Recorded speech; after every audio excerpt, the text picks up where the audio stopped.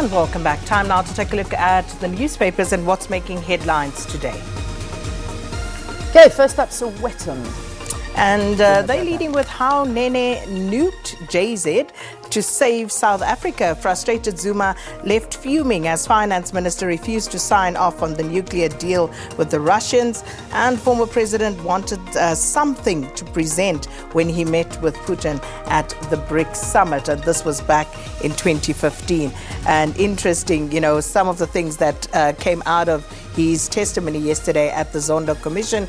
Like he said, it took Zuma all of 180 seconds. That's 3 minutes to fire him.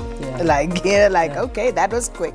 And but very interesting also regarding this particular story is, of course, when he said yesterday that his Russian counterparts were also none the wiser about the details of this particular deal that was meant to be signed. Yeah. So, I mean, I think that is on the front page of every single newspaper this morning, focusing in on the nuclear deal and Nene's testimony. And of course, also powers that be got JJ fired at SABC, and that's JJ Tabane and his show that has been canned, frankly speaking, and a picture of Ridi Tlabi there because she will start hosting a new show on SABC3 starting Friday in that same time slot, Sunday rather, and that show will be called Unfiltered. Okay, there we go. So yeah, Ridi Tlabi coming back to the SABC. Okay, let's take a look now at the front page of the Citizen. Okay, so as we say, Nene.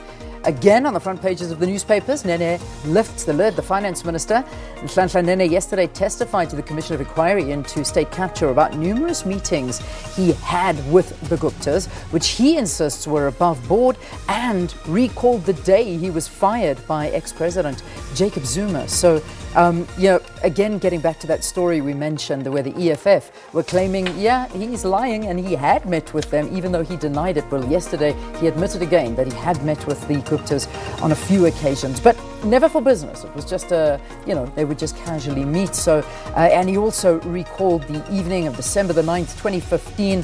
He said it's crystal clear, since this was the night that he was fired by ex-president Jacob Zuma under the pretext that he was being offered a post to head the Brazil, Russia, India, China and South Africa New Development Bank. The day also happened to be the date of the last cabinet meeting for the year, and the Commission of Inquiry into the state capture heard yesterday how Nene was on his way home after a busy day when he received a call from the president's office informing him Zuma wanted to see him immediately.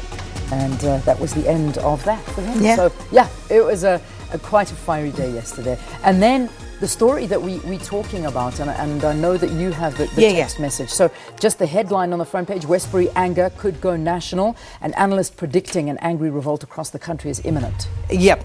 So this is a message that was circulated very widely, and it says a total shutdown of Gauteng.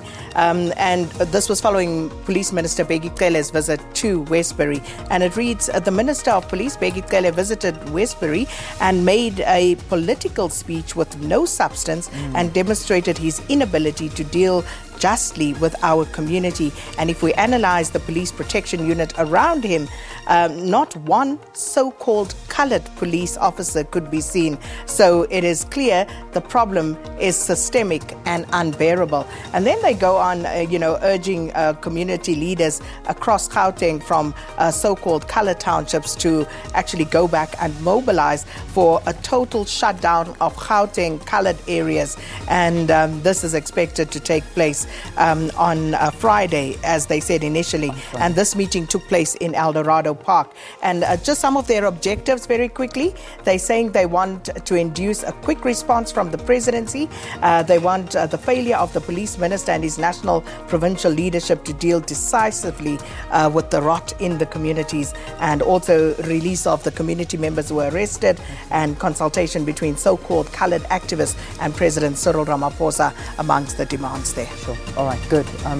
It might be worth following it up on. Absolutely. Business Day also leading with the Nhlanhla Nene testimony yesterday at the State Capture Commission. Minister refused to back the contract, which would have cost 1.45 trillion rand, and that trillion rand figure was also disputed for a long time.